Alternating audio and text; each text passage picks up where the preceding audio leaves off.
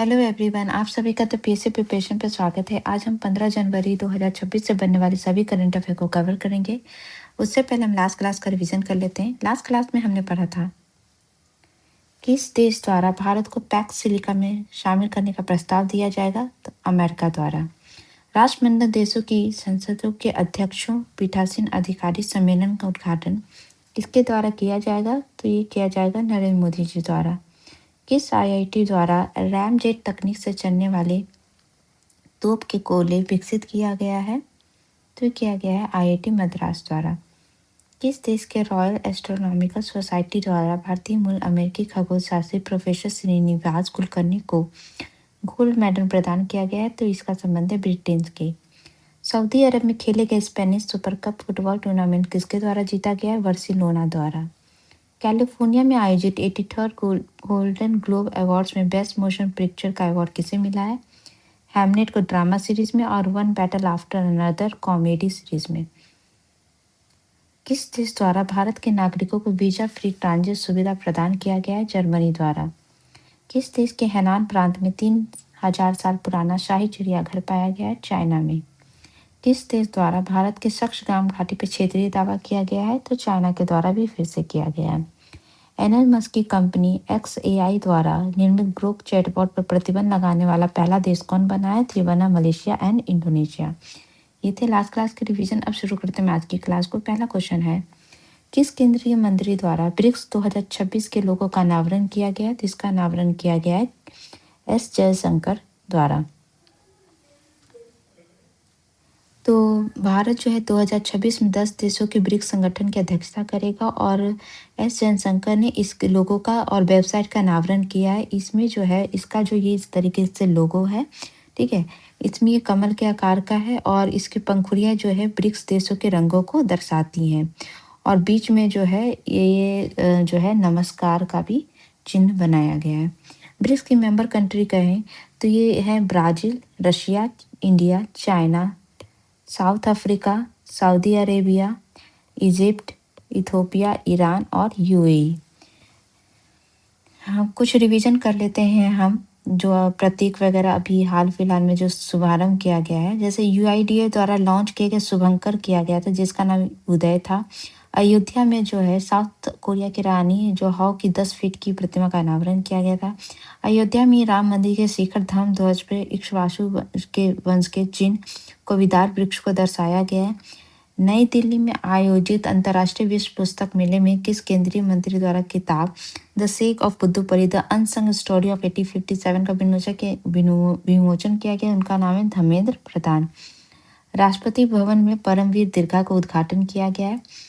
राष्ट्र प्रेरणा स्थल जो है लखनऊ में बनाई गई है अटल बिहारी वाजपेयी की जयंती के उपलक्ष्य में। उसके जो मूर्तिकार थे वो हैं रामबीर सुतार और मातूराम। नेक्स्ट क्वेश्चन है, राष्ट्रपति द्रौपदी मुर्मू जी द्वारा गणतंत्र दिवस पे एट होम समारोह के लिए निमंत्रण पत्र किसके द्वारा डिजाइन किया गया है, तो डिजाइन किया गया NIT अहमदाबाद। और ये जो गणतंत्र दिवस पे राष्ट्रपति जो भवन है उसपे एट होम समारोह जो है ये मनाने की परंपरा है। तो रायसीना हिल से इस जो शुरू हुई थी वोकल फॉर लोकल जो है इसी को ध्यान में रखते हुए अष्टलक्ष्मी यानी पूर्वोत्तर के 8 राज्यों के हस्तक्षेप को जो है इसमें जो है दर्शाया गया है। जो निमंत्रण पत्र है उसको इस तरह से डिजाइन किया गया है कि भारत के जो समृद्ध हस्तशिल्प है उसको जो है उसको दर्शाया जा सके। इसमें जो है ये इस तरीके का बॉक्स बनाया गया और अंदर जो 8 पूर्वोत्तर राज्य हैं नॉर्थ ईस्टर्न स्टेट उन सब का कुछ ना कुछ चीज़ों को इसमें हस्तशिल्प चीज़ों को जो है इसमें इंक्लूड किया गया है। जैसे जैसे बॉक्स की बनावट जो है चटाई बांस की चटाई का बनाया हुआ है, अनोखा स्क्रॉल है, ठीक है। इसके अलावा एरिस सिल्क स्टोल है जो कि जो है शांति रेशम के नाम से इसको जाना जाता है जो पूर्वोत्तर भारत की पारंपरिक वस्त्र भी है। लोंगपी ब्लैक पॉटरी है जो मणिपुर के प्राचीन मिट्टी के बर्तनों की कला है जो कि तांगहुल नगा जनजाति के द्वारा नवपाषाण काल से बनाया जा रहा है। मिजोरम का पुआनचेई है जिसको जो है एक पारंपरिक रूप से पहने जाने वाला हथकरघा शॉल है। नागालैंड का वाइल्ड रिया फैब्रिक है जिसको नागा जनजाति द्वारा बुना जाता है। रिया और बिच्छू घास पे जो है इसको यूज़ किया जाता है, उस पे बनाया जाता है। त्रिपुरा के आभूषण है, बेंत और बाँस से निर्मित पारंपरिक गहने जो होते हैं वो। गोगोना असम का बाँस से बना पारंपरिक जबड़े का वाद्य यंत्र है और साज सज्जा की सामग्री है, जो असमिया पांडुलिपि चित्रकला परंपरा से प्रेरित है। नेक्स्ट क्वेश्चन है, सुंदरवन टाइगर रिजर्व में संपन्न 28 meeting of national tiger conservation agency के रिपोर्ट के अनुसार 2025 में टाइगर की मौत मामले में कौन सा राज्य पहले स्थान पे रहा है? तो पहले स्थान पे रहा है मध्य प्रदेश। ठीक है, तो ये जो मीटिंग हुई थी 28 एनटीसीए की, नेशनल टाइगर कंजर्वेशन अथॉरिटी की, सुंदरवन जो टाइगर रिजर्व है जो कि वेस्ट बंगाल और में प्रेजेंट है, तो वहीं पे ये मीटिंग हुई थी। इसमें रिपोर्ट जारी की गई जिसमें मध्य प्रदेश में जो टाइगर की मौत है वो सबसे ज़्यादा हुई है। ठीक है, तो 166 बाघों की मृत्यु हुई है और इसमें अगर पिछले 4 वर्षों में बाघों की कुल आबादी में मृत्यु दर देखें तो 5% की कमी आई है। इसका डेटा हम एलोबरेट करके देख लेते हैं। कितनी मौतें हुई हैं? 166 टाइगर्स की मौत हुई है। अगर पिछले साल की तुलना में देखें तो 126 डेथ जो होती है वो इंक्रीज हुई है। स्टेट वाइज देखें तो मध्य प्रदेश में सबसे ज़्यादा हुई हैं, 55 डेथ हुई हैं, फिर महाराष्ट्र में 38 हुई हैं, केरल में 13 हुई हैं और असम में 12 हुई हैं। ठीक है, इसके अलावा जो है इसके अलावा हम देखें इंडिया में अभी अगर बात करें तो टोटल टाइगर रिजर्व जो है वो है 58 और सबसे लेटेस्ट है वो मध्य प्रदेश का ही माधव टाइगर रिजर्व है। कुछ इम्पोर्टेंट जो हमने देखा है कि जैसे कि सबसे ज़्यादा मध्य प्रदेश में हुई है, सेकंड महाराष्ट्र में, थर्ड केरल और फोर्थ असम। तो इन्हीं स्टेटों के हम पहले देख लेते हैं कि टाइगर रिजर्व कौन कौन से हैं। जैसे मध्य प्रदेश की बात करें तो यहाँ कान्हा, सतपुरा, संजय डुगरी, वीरांगना, दुर्गावती, बांधवगढ़, पन्ना, पेंच, रातापानी। महाराष्ट्र में मेलघाट, टटोबी, अंधेरी, पेंच, सह्याद्री और नवेगांव। कर्नाटक में है बांदीपुरा, बहादुरा, काली, नागरहोल और बिलीगिरी। इसके अलावा असम में है मानस, नमेरी, कांचीरंगा और ओरंग। सबसे फर्स्ट टाइगर रिजर्व था वो उत्तराखंड का कॉर्बेट था। उसके अलावा दूसरा और भी है वो है राजा जी। उत्तर प्रदेश से देखें तो दुधवा, पीलीभीत, रानीपुर और बिहार में सिर्फ एक ही है वो है वाल्मीकि। इसके अलावा ये मैंने पूरा मैप लगा दिया, आप अपने एग्जाम पॉइंट ऑफ व्यू से जो भी स्टेट का पढ़ रहे हैं वो आप देख सकते हैं इसमें। नेक्स्ट क्वेश्चन है, किस राज्य की कल्पना सोरेन पहली बार दावोस में जो आयोजित हो रही है वर्ल्ड इकोनॉमिक फोरम 2026 इसमें ये संबोधित करने जाएंगी? तो इनका संबंध है झारखंड से। तो विश्व आर्थिक सम्मेलन 2026 झारखंड पहली बार वैश्विक मंच पर अपनी उपस्थिति दर्ज कराने जा रहा है और झारखंड विधानसभा की महिला और बाल विकास समिति की अध्यक्ष और विधायक भी हैं ये कल्पना सोरेन दावोस में आयोजित विश्व आर्थिक मंच की वार्षिक बैठक और यूनाइटेड किंगडम यात्रा के दौरान कई अंतर्राष्ट्रीय मंचों पर संबोधन करेंगी। वो महिला नेतृत्व, लैंगिक समानता और समावेशी विकास पर झारखंड का पक्ष रखेंगी और आदिवासी, ग्रामीण और आर्थिक रूप से कमजोर महिलाओं की वास्तविक स्थिति को दुनिया के सामने रखेंगी। 2026 में दावोस जो बैठक हो रही है उसमें भारत के 5 मुख्यमंत्री भी हिस्सा ले रहे हैं, 5 स्टेट के। वो कौन कौन से हैं? आंध्र प्रदेश के, तेलंगाना के, मध्य प्रदेश, महाराष्ट्र और असम के। इसके अलावा इसी मीटिंग में 4 केंद्रीय मंत्री भी हिस्सा ले रहे हैं। उनका नाम है अश्विन वैष्णव, शिवराज सिंह चौहान, प्रहलाद जोशी, राम मोहन नायडू। इसी तरह हम देखें बिहार की एक महिला है रेणु पासवान। इनको भी महिला सशक्तिकरण के लिए कांस फिल्म फेस्टिवल 2026 में आमंत्रित किया गया। इसके अलावा भारत की एक वाटर वुमेन नाम से प्रचलित थी शिप्रा पाठक। ये पर्यावरणवादी, इनको भी ब्रिटेन संसद को संबोधित करने के लिए आमंत्रित किया गया है। नेक्स्ट क्वेश्चन है, हम वर्ल्ड इकोनॉमिक फोरम से रिलेटेड कुछ हम स्टैटिक फैक्ट देख लेते हैं। ये एक अंतर्राष्ट्रीय गैर सरकारी और लाभकारी संस्था है जिसकी स्थापना जो है 1971 में क्लॉस श्वाब के द्वारा की गई थी और इसका मुख्यालय कहाँ है? स्विट्जरलैंड के जिनेवा में है। ठीक है, ये हर साल जनवरी के अंत में स्विट्जरलैंड के एक पहाड़ी शहर दावोस में आयोजित की जाती है। इसका उद्देश्य ये है कि ये दुनिया के प्रमुख राजनीतिक, व्यावसायिक, सांस्कृतिक और अन्य नेताओं को एक साथ लाकर वैश्विक, क्षेत्रीय, औद्योगिक एजेंडे को आकार देना है। इस बार की जो थीम है 2026 की है, वो है वैश्विक सहयोग और उभरती प्रौद्योगिकियों पर ध्यान केंद्रित करना।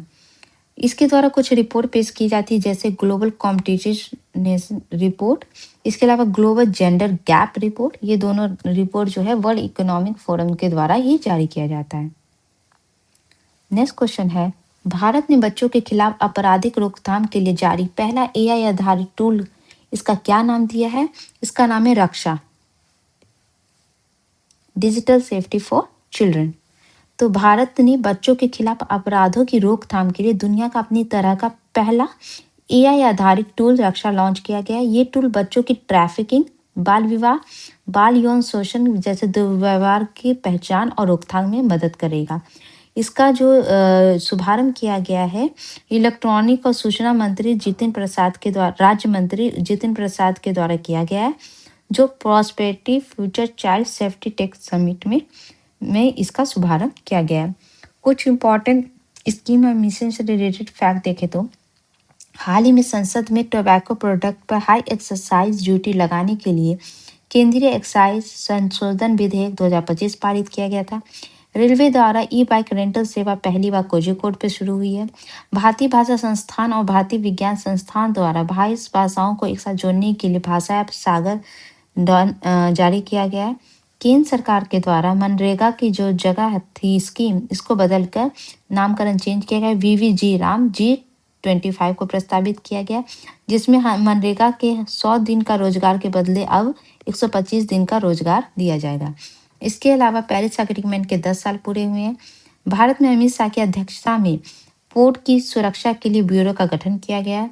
केंद्र सरकार के द्वारा मिड डे मील स्कीम में अब स्कूल के बच्चों के लिए नाश्ता भी जोड़ा गया है। आतंकवाद, उग्रवाद और संगठित अपराध के खिलाफ देश में पहली बार वेपन्स के लिए केंद्रीकृत डेटाबेस तैयार किया गया है। और आतंकवाद से निपटने के लिए अमित शाह ने आईईडी डिजिटल मैनेजमेंट सेंटर जो है ये शुरू किया है। नेक्स्ट क्वेश्चन है, भारत की दूसरी उच्च स्तरीय लैब BSL-4 किस राज्य में बनाया जाएगा? तो इंडिया की ये दूसरी है, गुजरात में बनाया जा रहा और पहली मुंबई के पुणे में थी। ठीक है, तो केंद्रीय गृह मंत्री अमित शाह जी द्वारा गांधीनगर में, गुजरात के गांधीनगर में गुजरात बायोटेक्नोलॉजी रिसर्च सेंटर की BSL-4 बायो कंटेनमेंट फैसिलिटी की नींव रखी गई है। और इससे पहले पुणे की नेशनल इंस्टीट्यूट ऑफ वायरोलॉजी के बाद ये भारत की दूसरी उच्च स्तरीय लैब होगी और किसी राज्य सरकार के द्वारा बनाई जाने वाली ये पहली लैब है। पूरे इंडिया में कहें तो ये सेकंड नंबर की है, लेकिन कोई स्टेट गवर्नमेंट खुद बना रहा है तो ये किसी राज्य के द्वारा बनाई जाने वाली पहली लैब है। अब ये लैब होती क्या है, इसमें क्या होता है कि जैसे कि सैंपल वगैरह कोई क्राइम वगैरह होता है तो उसके जो सैंपल होते हैं या सॉरी वायरस और कुछ बीमारियों का उसका सैंपलिंग वगैरह करना होता है तो बहुत दूर दूर भेजना होता है। तो ये लैब बन जाने से क्या होगा कि फ़ायदा होगा कि 2 लैब होने से जो समय की बचत वगैरह इजीली हो जाएगी। गुजरात से रिलेटेड कुछ फैक्ट देखें तो गुजरात सरकार द्वारा जो है पुनर्गठन किया गया था। आदिवासी समूह के लिए जीनोम सीक्वेंसिंग अपनाने वाला भारत का पहला राज्य कौन बना है? गुजरात। गुजरात को ही 3 दशक बाद 2026 राष्ट्रीय बाघ गणना अभियान में शामिल किया गया है। गुजरात में जो है सिंह के आकार का देश का दूसरा ऊंचा फॉरेस्ट म्यूजियम बनाया जाएगा। सोमनाथ मंदिर पर विदेश आक्रमण के 1000 साल पूरे हुए, जिसका संबंध गुजरात से ही है। अंतर्राष्ट्रीय पतंग महोत्सव 2026 गुजरात में ही मनाया जाता है, जिसका शुभारंभ नरेंद्र मोदी जी द्वारा किया गया था और जर्मनी के जो चांसलर हैं वो भी जो है उस समय शामिल थे। नेक्स्ट क्वेश्चन है, प्रिवेंशन ऑफ करप्शन एक्ट की किस धारा पे सुप्रीम कोर्ट के 2 जजों द्वारा अलग राय के कारण मामला अब चीफ जस्टिस ऑफ इंडिया के पास स्थानांतरित किया गया है? तो ये है आर्टिकल 17A। इस एक्ट का धारा 17A। ठीक है, तो ये क्या है, भ्रष्टाचार निरोधक कानून, जिसको हम कहते हैं प्रिवेंशन ऑफ करप्शन एक्ट की धारा 17A की संवैधानिक वैधता के कारण सुप्रीम कोर्ट के 2 जज, जस्टिस वीवी नागरत्ना और जस्टिस वी विश्वनाथ की बेंच के बीच राय नहीं बन सकी है। अब ये पहले आप समझ लीजिए ये मामला है क्या, कि 2008 में भ्रष्टाचार निवारण अधिनियम जो 1988 है उसमें संशोधन किया गया था 2018 में, और धारा 17A जोड़ी गई थी।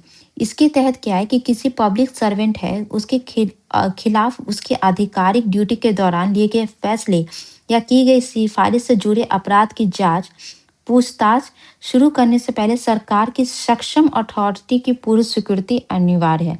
मतलब अगर आप किसी पब्लिक सर्वेंट के खिलाफ अगर कुछ फैसला लेना चाहते हैं या उसके खिलाफ अपराध की जांच करना चाहते हैं, तो सरकार की एक कमेटी है जो उससे आपको परमिशन लेना पड़ेगा।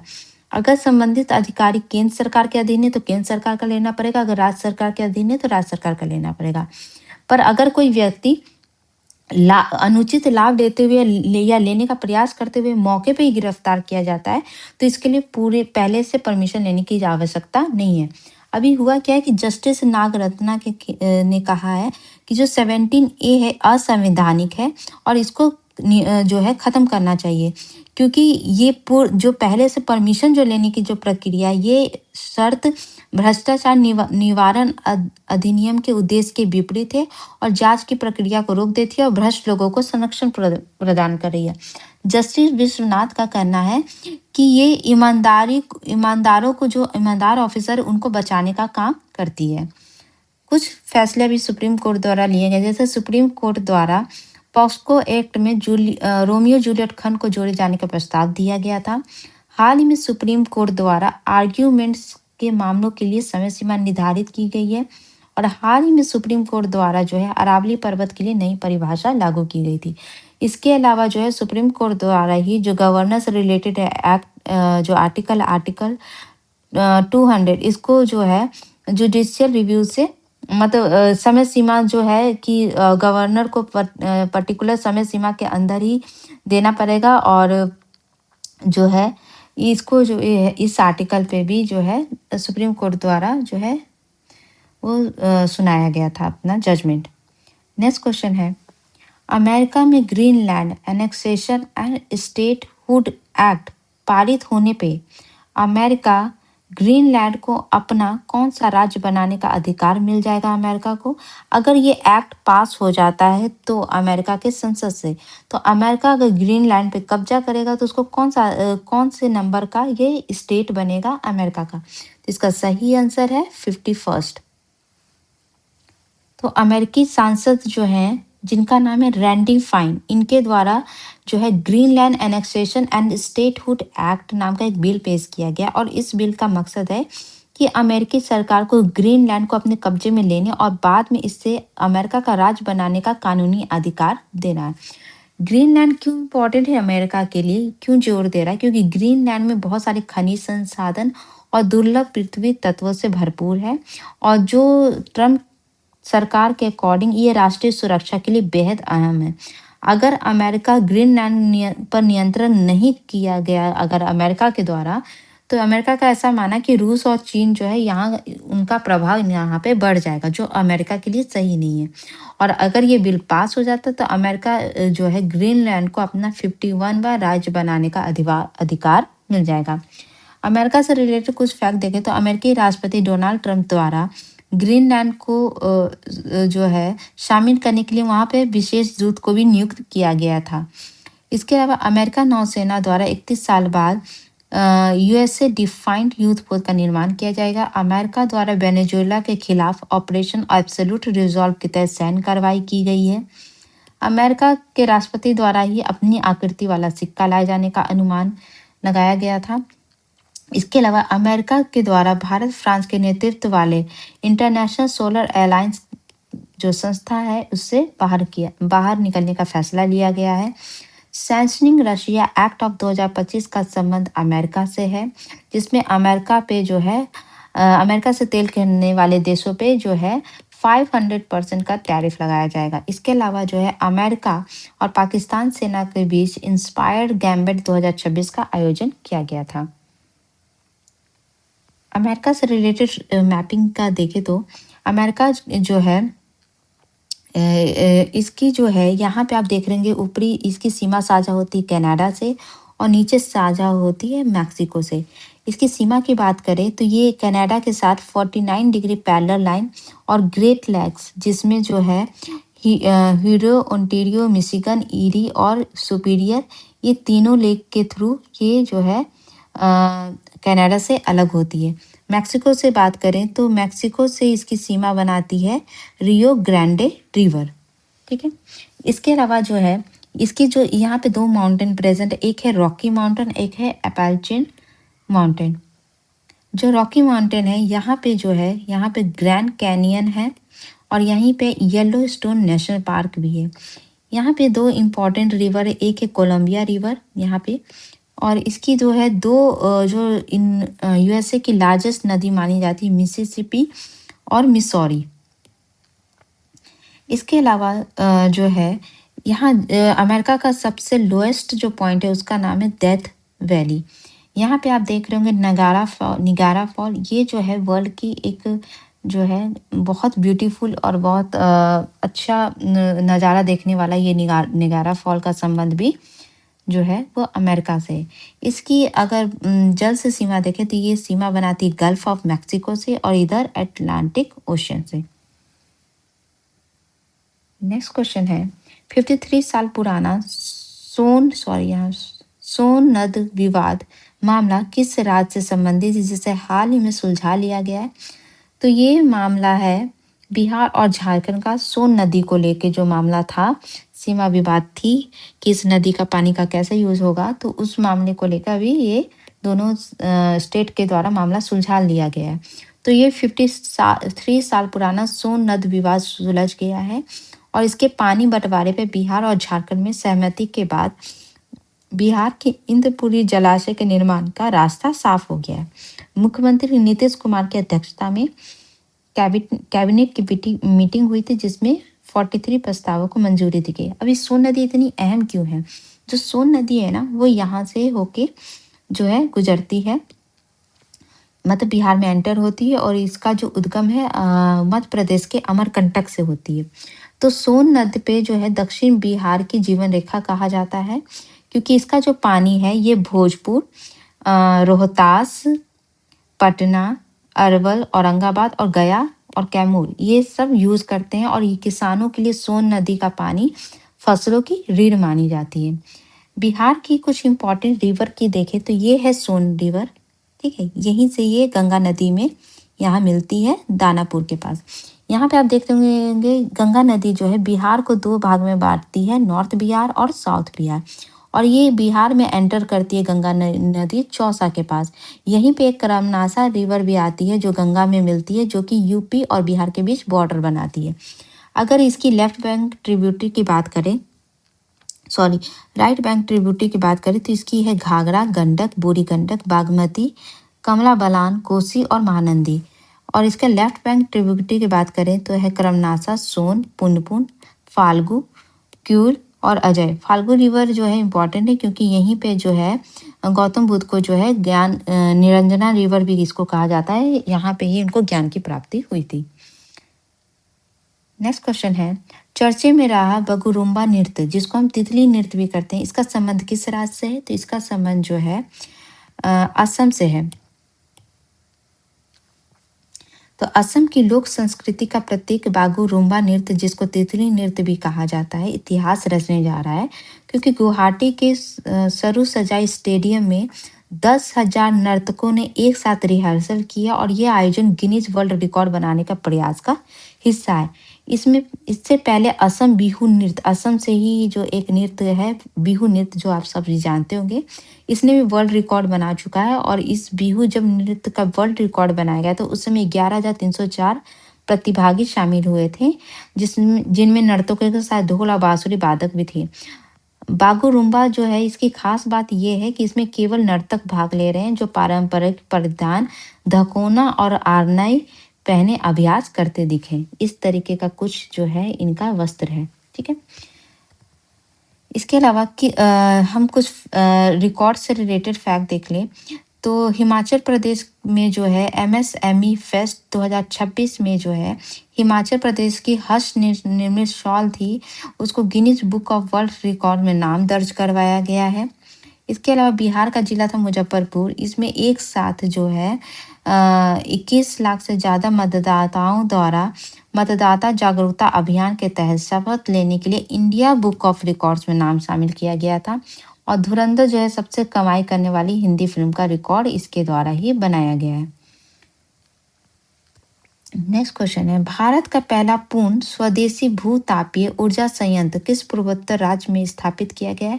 तो इंडिया का ये पहला जो है इंडिजीनियस जो है जियोथर्मल ऊर्जा संयंत्र है जो कि स्थापित किया गया है अरुणाचल प्रदेश में। ठीक है। तो ये अरुणाचल प्रदेश में भारत का पहला पूर्ण स्वदेशी जियोथर्मल ऊर्जा संयंत्र अरुणाचल प्रदेश के तवांग जिले में जो है इसको स्थापित किया गया है।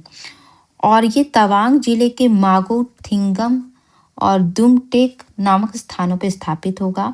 इसकी जो क्षमता है 50 किलोवाट होगी और ये पूरे तरीके से स्वदेशी बाइपोलर प्रोसेस टेक्नोलॉजी पर आधारित होगा जो मार्च 68 डिग्री सेल्सियस के रिकॉर्ड कम तापमान पे भी बिजली पैदा करने में सक्षम है।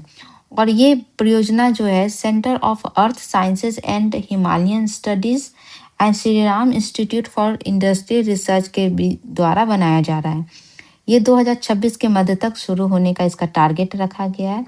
इसके अलावा अरुणाचल के ही दिरांग जिला है, उसमें पूर्वोत्तर भारत का पहला भूतापीय उत्पादन कुआं मतलब प्रोडक्शन बेल जो है वो भी बनाया गया है।